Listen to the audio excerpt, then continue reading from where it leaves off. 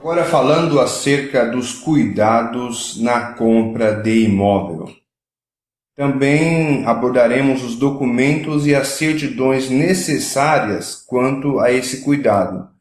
Como sempre aqui, em linguagem simples, para ficar bem fácil entender, evitando o juridiquês, evitando aqueles termos mais técnicos, para que fique compreensível a todos. Lembrando sempre que nós não estamos falando para advogados, e sim para um público geral. Então aqui eu vou ser o mais simples possível, vou utilizar a linguagem menos técnica.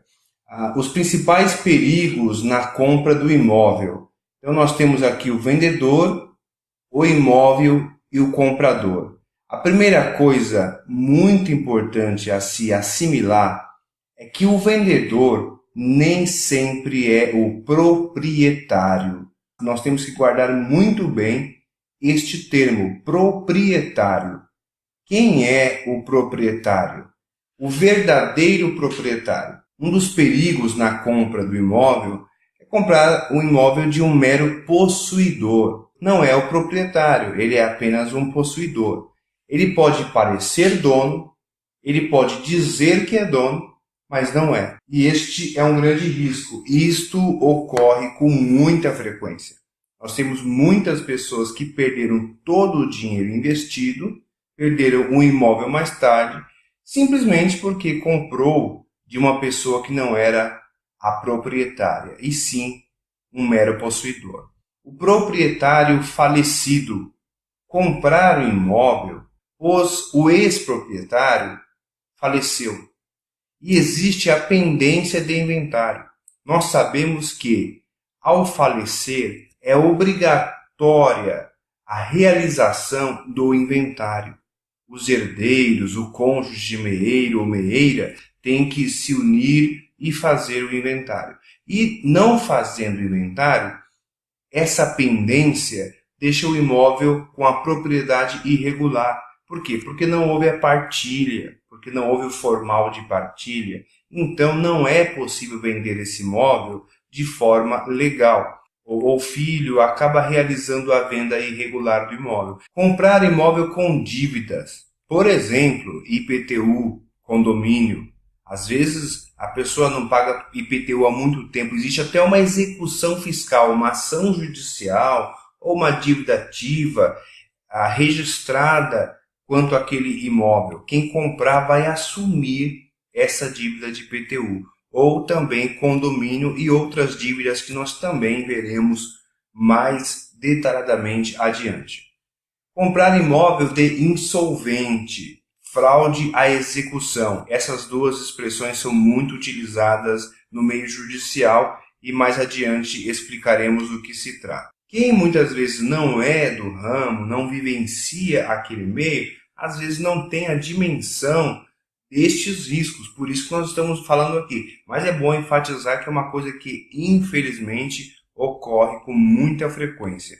Sofrer ação judicial do verdadeiro proprietário. Então existe um imóvel, quem vendeu não foi o proprietário, e aquela pessoa que se tornou o proprietário por algum meio judicial, ou era já o proprietário, promove a ação contra quem comprou. E essa pessoa que comprou mal e acaba perdendo o imóvel. A nulidade do contrato de compra e venda por irregularidades. Por exemplo, o contrato de gaveta oferece nenhuma segurança ao comprador. Nós também falaremos mais adiante do que se trata o contrato de gaveta, mencionando os documentos necessários para os cuidados na compra. O vendedor casado vende sem autorização do cônjuge. Então, o vendedor ele é casado, a esposa tem que autorizar, é a outorga uxória. Se ela não autorizar, a venda é irregular. Não pode. Vendedor casado, comunhão parcial, comunhão universal, assine, o cônjuge tem que assinar. Até mesmo na separação total, para evitar dúvidas, é bom também assinar. Imóvel penhorado. A pessoa compra o imóvel e não tem conhecimento, não busca saber, pesquisar, para verificar se aquele imóvel possui uma penhora. e esse imóvel às vezes está indo para o leilão, para a asta pública, a pessoa compra sem saber disso. Vai perder o imóvel. Quando ocorrer a asta pública, ela vai receber a notícia para que saia do imóvel com urgência em tantos dias. E aí não tem muito o que fazer, é um caso bastante triste, também ocorre bastante. Despejo, a reintegração de posse, a emissão na posse, que são as ações contra esses compradores que não tomam os devidos cuidados. Dicas gerais para não levar aí o gato por lebre. Quem é o proprietário do imóvel? Nós estamos falando de propriedade e não de posse. Não dá aqui para dar as definições de proprietário, possuidor, porque não é o objetivo desta palestra, mas nós temos que saber que existe o proprietário do imóvel. Não se pergunta quem está na posse, quem está morando, quem parece ser dono, quem está dentro da casa dizendo que é dono. Nós estamos perguntando quem é o proprietário. Para entender melhor, é só imaginar o imóvel com uma certidão de nascimento. Então nós temos a nossa certidão de nascimento. Tem lá o nome do pai, o nome da mãe, a cidade que nasceu, todos os dados. O imóvel, imagine o imóvel como uma pessoa que tem uma certidão de nascimento. Quando a pessoa casa, o cartório de registro civil passa a ter ali a certidão de casamento. A pessoa já não usa mais a certidão de nascimento e usa a certidão de casamento.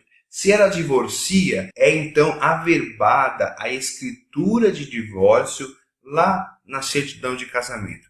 Qualquer um que consultar, porque é público, a consulta é pública, qualquer pessoa que consultar lá a certidão de casamento de determinada pessoa vai perceber, vai tomar conhecimento de que aquela pessoa está ou foi divorciada. Por quê? Porque está constando lá no registro. A mesma coisa é o imóvel. Se A vendeu para B, B vendeu para C, C vendeu para D, tudo estará registrado na matrícula, no registro de imóveis.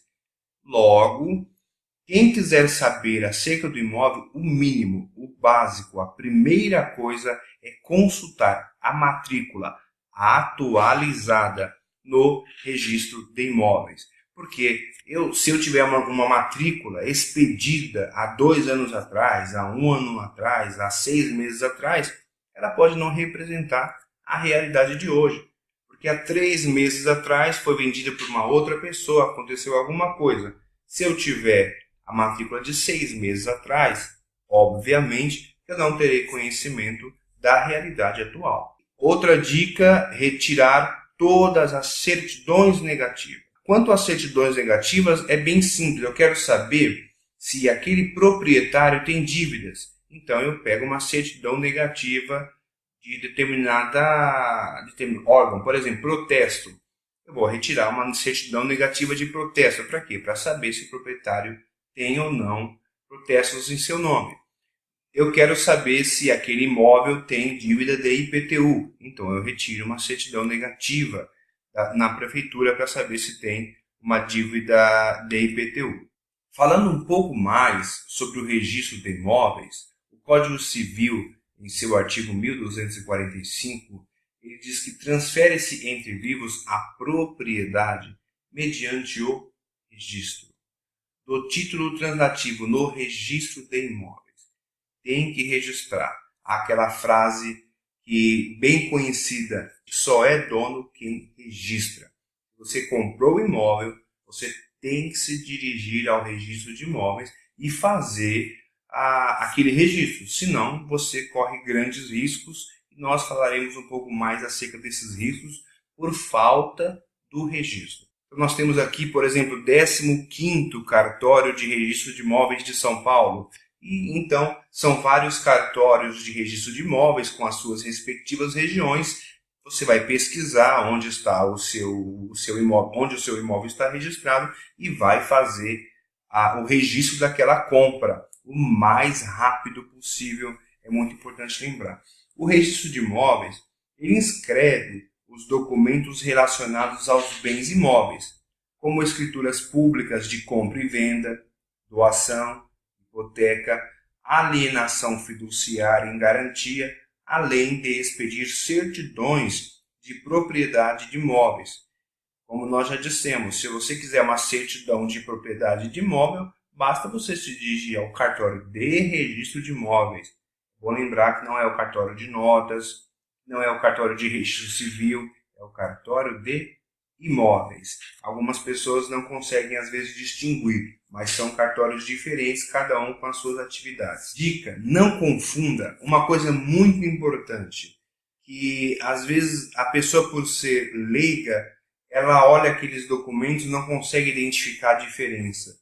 É bem fácil presenciar uma pessoa entregar um papel, um documento, acreditando que aquele documento lhe dá a propriedade do imóvel.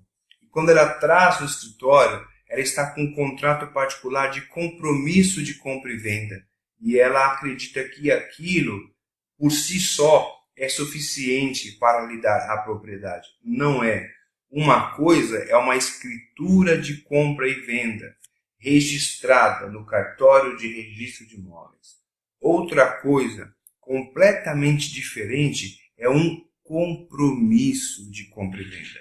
Nós já percebemos que compromisso não pode significar uma escritura definitiva, uma propriedade. É apenas um compromisso. Compromisso, não confunda com a escritura de compra e venda. O vendedor só vai passar a escritura definitiva quando o valor for quitado.